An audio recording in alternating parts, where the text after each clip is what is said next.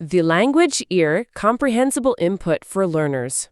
Sveiki, klausytojai. Sveiki. Šiandien mes kalbėsime apie lietuvių kalbą. Tai kalba, kuri, tarsi gyvas tiltas į praeitį. Tikrai. Bet kartu ji nuolat kinta, prisitaiko prie šiuolaikinio pasaulio. Išties, jos tas unikalumas labai traukia dėmesį. Ji juk viena iš nedaugelio išlikusių baltų kalbų kartu su latvių. Kokie gal būtų esminiai panašumai ir skirtumai tarp jų? Abi priklauso rytų baltų kalbų grupiai, taip. Bet jų keliai išsiskyrė gana seniai, maždaug, sakoma, 8 amžiuje.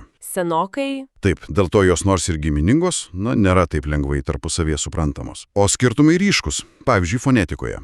Lietuvių ranka ir latvių ruoka. Aha. Skiriasi ir kirčiavimas. Lietuvių kalboje jis laisvas, o latvių fiksuotas, visada pirmame skiemenyje. Įdomu. Ir dar įtakos turėjo skirtingi istoriniai keliai. Latvija labiau veikia germanų, finų kalbos, o Lietuva slavų, ypač lenkų. Bet labiausiai turbūt stebina tas lietuvių kalbos archaiškumas. Dažnai sakoma, kad ji viena senoviškiausių gyvųjų indoeuropiečių kalbų. Kas leidžia taip teigti? Taip, ji išsaugojo bruožų, kuriuos, daugelis kitų Europos kalbų prarado. Kartais prieš šimtmečius, o kartais net tūkstantmečius. Pavyzdžiui, išliko labai sena, sudėtinga linksnių sistema. Net 7 linksniai. 7 linksniai? Tai daiktavardžiams ir būdvardžiams? Būtent.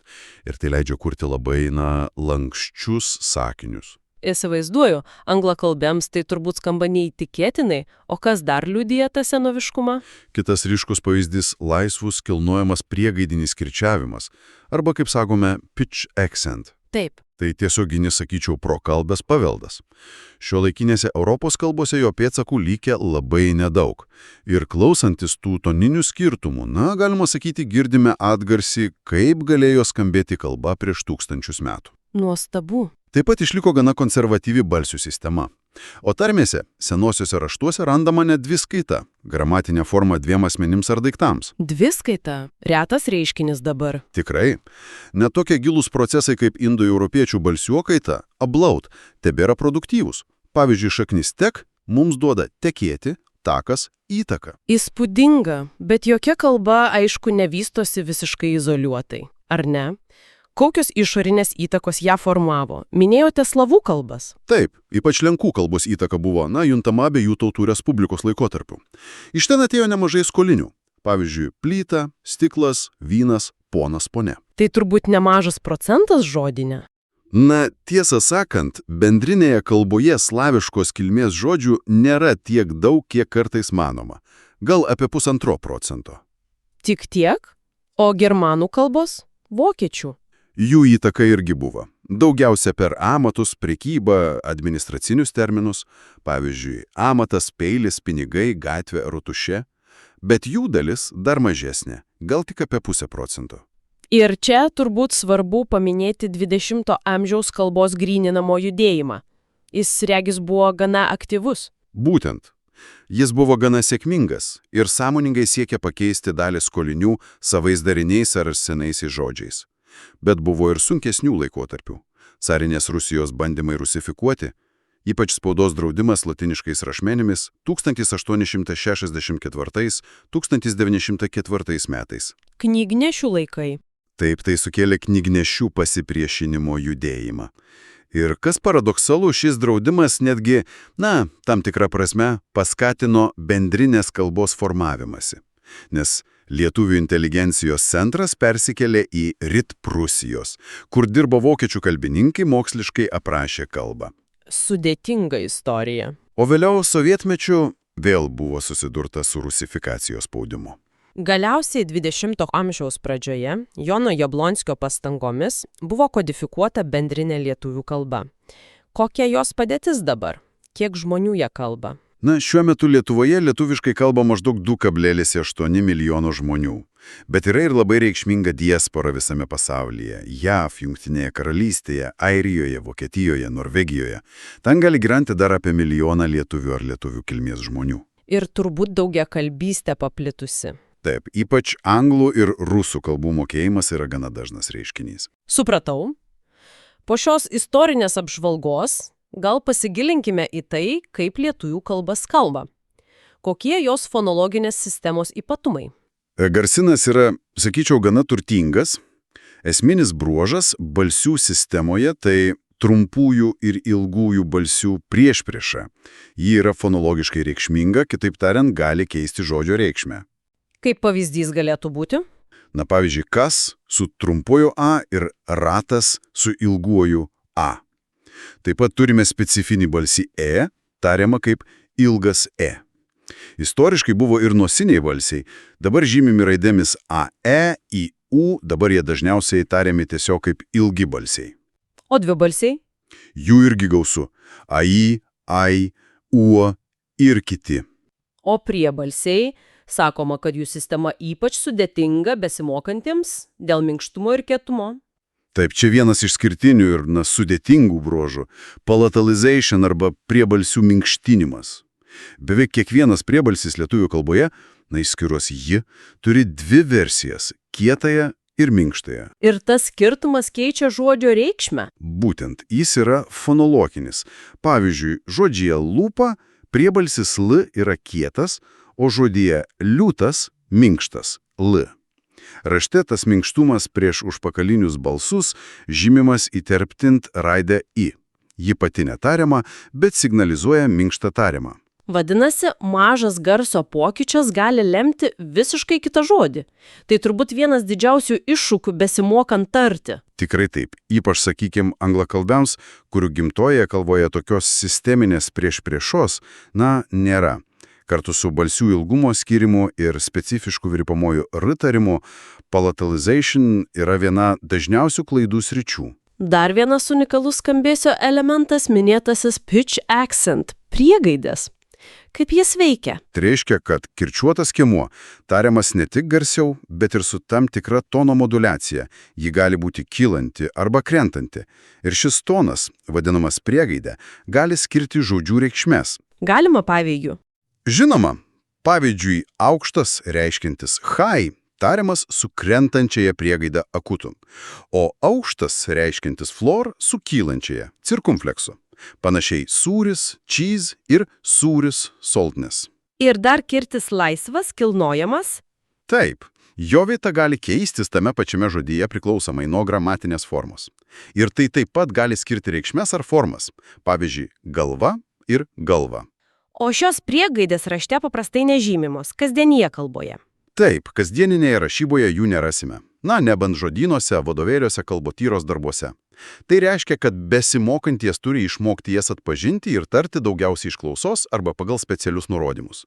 Tai, tikrai sudėtinga sistema įsisavinti. Gerai, pereikime prie gramatinės struktūros. Minėjote linksnius. Lietuvių kalba yra labai sintetinė, fleksinė, tiesa? Taip, tiksliai. Tai reiškia, kad dauguma gramatinės informacijos – linksnis, skaičius, giminė, laikas, nuosaka – yra užkoduota žodžių galūnėse. O tų galūnių įvairovė didelė, ypač dėl tų 7 linksnių. Kiekvienas turi savo funkciją. Būtent. Vardininkas paprastai žymi veiksnį. Kas? Kilmininkas priklausomybę ar dalį. Neiginį. Ko? Naudininkas adresatą. Kam? Galininkas tiesioginio objektą. Ką? Įnaigininkas, vietininkas, šauksmenininkas. Taip. Įnaigininkas įrankį ar būdą. Kuo? Vietininkas vietą kur? O šauksmininkas naudojamas kreipiantis. Va, pavyzdžiui, paprastas daiktavardis vyras linksniojamas. Vyras, vyro, vyrui, vyra, vyrų, vyrė, vyrė. Sudėtinga sistema, bet ar visi linksniai vienodai dažni? Įdomu tai, kad šnekamojo kalboje 3 linksniai – vardininkas, kilmininkas ir galininkas – sudaro didžiąją dalį. Gal net apie 80% visų vartojamų linksnių formų. Vadinasi, sutelkus dėmesį į juos galima pasiekti, praktinį komunikacinį pagrindą. Taip, tai pragmatiškas požiūris į mokymąsi. Aišku, ilgainiui reikia įvaldyti visus. O kaip veiksmažodžiai? Jie turbūt, nemažiau sudėtingi. Veiksmažodžių sistema irgi turi savo ypatumų. Yra keli laikai, esamasis, keli būtieji. Kartinis ir dažninis. Taip, kartinis žymi vienkartinį veiksmą praeityje, o dažninis pasikartojantį, panašiai kaip anglų used to. Tada dar būsimasis laikas. Taip pat kelios nuosakos – tiesioginė, liepiamai, tariamai, kur reiškia would. O tas trečiosios asmens formų sutapimas? Taip. Tai įdomus bruožas, trečiosios asmens formos dažnai sutampa vienaskaitoje ir daugiskaitoje. Pavyzdžiui, jis skaito, bet ir jie skaito. Tai skiriasi nuo daugelio kitų Europos kalbų. Dar minimas dalyvių gausumas. Ką tai reiškia praktiškai? Lietuvių kalba turi itin, turtingą dalyvių sistemą.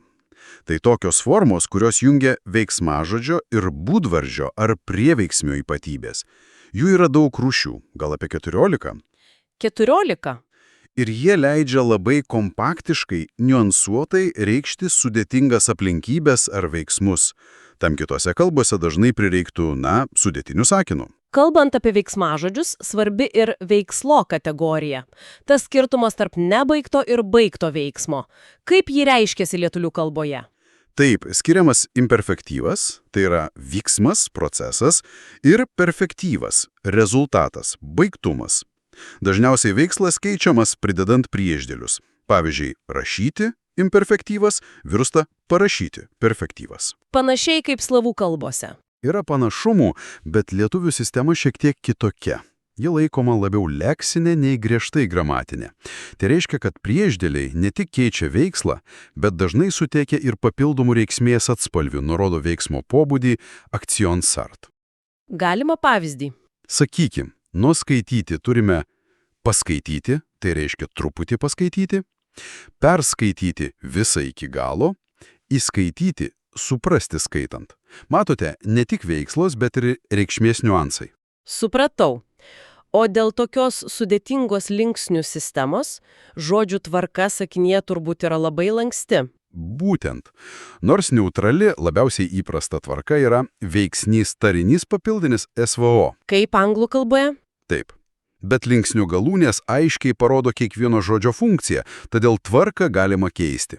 Ir tas keitimas naudojamas norint pabrėžti tam tikrą informaciją, atskirti žinomą temą nuo naujos remos. Pavyzdžiui. Šuo kanda vyrą. Ir vyrą kanda šuo. Gramatiškai tai tas pats, bet antruoju atveju dėmesys sutelkiamas į objektą vyrą. Ir dar pro-drop ypatybė. Taip, kalba yra pro-drop. Dažnai galima praleisti veiksnio įvardį aš, tu, jei jis aiškus iš veiksmažodžio galūnės. O šnekamojoje kalboje dar labai svarbios įvairios dalelytės. Kokias pavyzdžiai? Tai, va, gi, juk, reiškia supranti. Jos padeda palaikyti pokalbio tekmę, išreikšti kalbėtojo požiūrį, suteikia gyvumo. Dabar pereikime prie žodyno. Ar lietuvių kalboje lengva rasti sąsajų su kitomis indoeuropiečių kalbomis? Kognatų. Tikrai taip. Nemažai pagrindinių žodžių yra akivaizdus kognatai. Tai yra bendros kilmės žodžiai. Pavyzdžiui, sūnus ir anglų son, dantis ir lotynų dens, iš kurio kilo dental. Dar kokių? Vilkas ir wolf, ugnis ir lotynų ignis, iš kur ignite. Sėdėti ir sit. Menulį ir month, taip pat ir moon. Tai dar kartą patvirtina kalbos senumą ir jos ryšius indoeuropiečių šeimoje.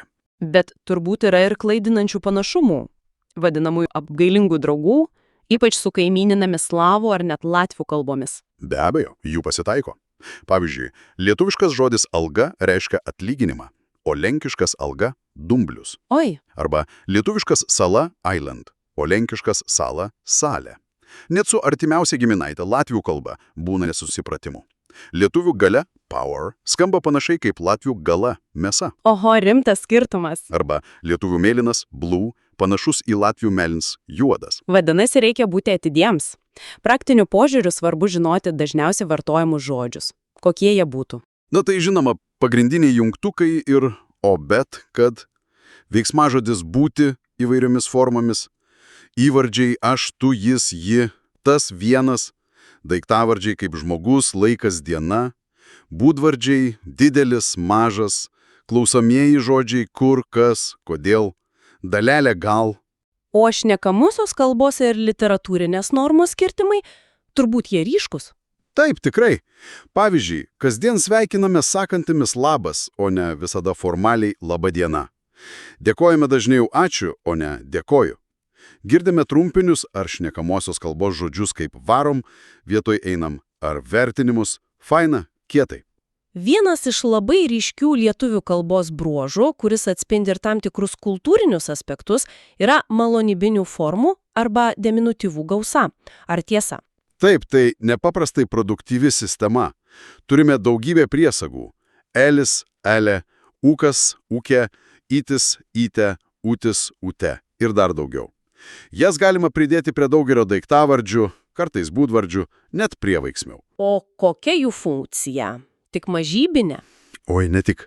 Jų funkcijos labai įvairios. Jos rodo meilę, švelnumą, ypač kreipiantis į vaikus, artimus žmonės.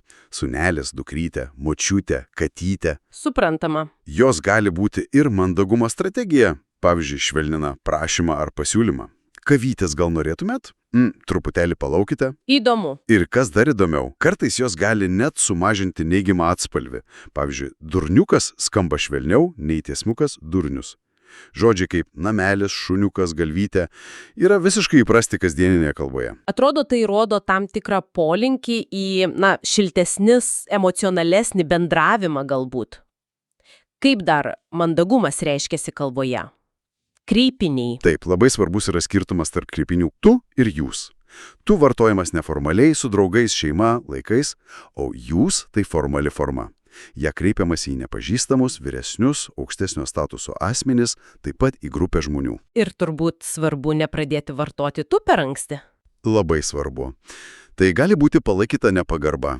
Taip pat vartojami titulai – ponas, ponė ir kreipiantis tiesiogiai naudojamas tas jau minėtas šauksmininko linksnis – jonai, gerbiama mokytoja.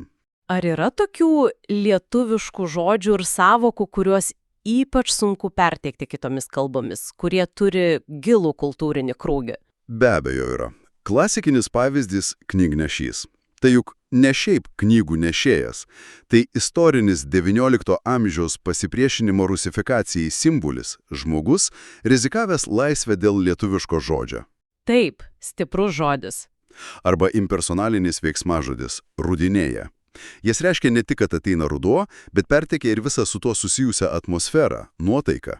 Žodis sielvartas žymiai gilesnį, sakyčiau, egzistencinį liūdėsį nei tiesiog grief ar sorrow. O giminystės terminai? Taip, turime labai specifinius terminus, pavyzdžiui, Anita vyro motina ir uošvė žmonos motina. Arba brolėnas, brolio sūnus ir seserėnus, sesers sūnus. Anglų kalboje dažnai nėra vieno tikslaus atitikmens. Ir maisto pavadinimai turbūt? Aišku, kaip išvers skilandis ar cepelinai. Tai tiesiog lietuviški patiekalai. Galiausiai tarmės. Minėjome, kad bendrinė kalba remiasi aukštaičių tarme. Kuo jis skiriasi nuo žemaičių tarmės? Ar labai skiriasi? Pagrindiniai skirtumai yra fonetiniai, gramatiniai ir leksiniai. Žemaičiai kitaip taria kai kurios balsius ir dvibalsius. Pavyzdžiui, bendrinės kalbos duona ir pienas žemaitiškai gali skambėti kaip dauna, dūna ar dona. Ir pins. Gana skirtingai. Gramatikoje irgi yra skirtumų. Pavyzdžiui, būtajam dažniniam laikų sudaryti žemaičiai dažnai vartoja dalelytę liuop, o ne priesagą daf. Kai kurios žemaičių šnektos net yra išlaikusios dviskaitą. Leksika taip pat skiriasi. Žemaitiškai kiuocis reiškia krepšį, o tefs – ploną. Ar įmanoma susikalbėti? Skirtumai tarp kai kurių žemaičių patarmių ir bendrinės kalbos yra tokie dideli, kad susikalbėti gali būti tikrai sunku. Todėl kartais žemaičių tarmė, juokais ar net rimtai, pavadinama atskira kalba. Akivaizdu, kad lietuvių kalbos mokymasis kelia nemažai iššūkių. Jau aptarėme tarimo ypatumus – palatalization, pitch accent. Kas dar sunkiausia besimokantiems? Gal linksniavimas? Taip, dažniausiai linksniavimas ir yra didžiausias sunkumas. Reikia įsiminti ne tik galūnes, bet ir kada kurį linksnį vartoti. Ypač po prielinksnių ar su tam tikrais veiksmažodžiais. Dažnai painiojamas galininko ir kilmininko funkcijos, pavyzdžiui, neiginiuose, arba įnagininko ir naudininko vartojimas. Suprantama. Susidūrus su tokia kompleksinė sistema, kokie mokymosi keliai yra veiksmingiausi? Ką patartumėte? Nėra vieno stebuklingo metodo, bet keletas principų yra svarbus. Vienas jų – pakankama comprehensible input. Tai yra kalbos girdėjimas ir skaitimas, kurios didžiąją dalį besimokantysis jau supranta. O gramatikos mokymasis? Tiesiogiai aiškinti taisyklės ar per pavyzdžius? Kalbant apie gramatiką, tyrimai rodo, kad aiškus eksplicitinis sudėtingų taisyklių, pavyzdžiui, linksnių paaiškinimas, gali padėti greičiau pasiekti tikslumą. Tačiau ilgalaikiam įgūdžių įtvirtinimui ir sklandumui labai svarbu ir implicitinis mokymasis. Per gausius pavyzdžius, natūralų vartojimą, be nuolatinio taisyklių kalimo. Bet kokiu atveju būtina nuolatinė įvairiapusė praktika. Vienas praktiškas patarimas dažnai būna mokytis ne pavienių žodžių, o kolokacijų, tų pastovių žodžių junginių. Ar tai veiksminga? Tikrai taip. Ypač naudinga mokytis veiksmažodžių kartu su linksniu, kurio jie reikalauja. Pavyzdžiui, domėtis kuo – įnagininkas, ieškoti ko – kilmininkas, laukti ko – kilmininkas, džiaugtis kuo – įnagininkas, būti kuo – įnagininkas. Tai daug efektyviau nei bandyti mintinai išmokti visas taisyklės atskirai. Ir tokių junginių sąrašus galima rasti? Taip. Jos galima rasti specializuotose žodynuose ar mokymosi duomenų bazėse. O kaip dėl šiuolaikinių technologijų, programėlių, internetinių kursų? Ar jos naudingos? Yra įvairių kalbos mokymosi programėlių, tokių kaip Link, Pimsleur, Mondly, Blossika, kurios siūlo lietuvių kalbos kursus. Jų privalumas, prieinamumas, galbūt žaidybinimas, tačiau dažnai jos gramatiką aiškina paviršutiniškai arba per daug kartoja tas pačias struktūras. O Duolingo? Deja, populiarias platformos kaip Duolingo kol kas lietuvių kalbos nesiūlo. Bet yra ir specializuotų internetinių kursų, pavyzdžiui, Debesėlis ar Talk Like Antanas, kurie gali pasiūlyti nuoseklesnį, gilesnį mokymąsi. O norint pasinerti giliau, turbūt neišvengiama autentiška medžiaga, reali kalba. Būtinai. Pasiekus tam tikrą lygį reikia pradėti naudoti realią kalbą. Skaityti naujienų portalus Delfi LT, 15 min LT, LRT LT. Žiūrėti filmus, tiek dubliuotus vaikams, tiek lietuviškus originalus, galbūt su subtitrais. Muzika, podkastai. Taip, klausytis muzikos yra įvairių populiarių atlikėjų, pavyzdžiui, Jessica Shy ar grupė Solo Ansamblis. Klausytis podcastų skirtų besimokantiems kaip Lithuanian Out Loud, Real Lithuanian Podcast. Tiesa, reikia pripažinti, kad pereinamam etapui šiek tiek trūksta specialiai adaptuotų supaprastintų tekstų, tų vadinamųjų graded readers. Supratau. Ir galiausiai negalima pamiršti ir sociolingvistinių veiksnių, ypač kalbos išlikimo diasporoje. Tai priklauso nuo daugelio dalykų. Šeimos pastangų perduoti kalbą vaikams, bendruomenės palaikymo, mokyklėlių veiklos. Nuostatų turbūt. Taip, teigiamų pačių kalbėtojų nuostatų ir žinoma ryšio su Lietuva palaikymą. Taigi, apibendrinant galima sakyti, kad lietuvių kalba yra tikrai nepaprastas derinis. Joje glūdi tūkstantmečių senumo indo-europietiški klodai, susipinę su šimtmečių istorinėmis įtakomis ir žinoma šiuolaikiniu gyvybingumu. Jos sudėtingumas yra ir iššūkis, ir kartu didelis žavesys. Tai kalba, kuri, reikalauja pastangų ją pažinti, bet už tai atveria duris į unikalų lingvistinį ir kultūrinį pasaulį. Leidžia prisiliesti prie labai senų Europos kalbinių šaknų. Ir pabaigai klausimas tolesniems apmąstymams. Toliau gilinantis į lietuvių kalbą, kokių dar neatrastų, sunkiai išverčiamų žodžių ar sąvokų, atspindinčių specifinį mąstymą ar kultūrą, galima aptikti. Ir kaip pati kalbos struktūra, jos linksniai, veiksmo subtilybės, žodžių darybos būdai, kaip visa tai galbūt veikia mūsų pasaulio suvokimą ir aprašymą. Ačiū, kad klausėtės. Iki kito karto. The Language Ear.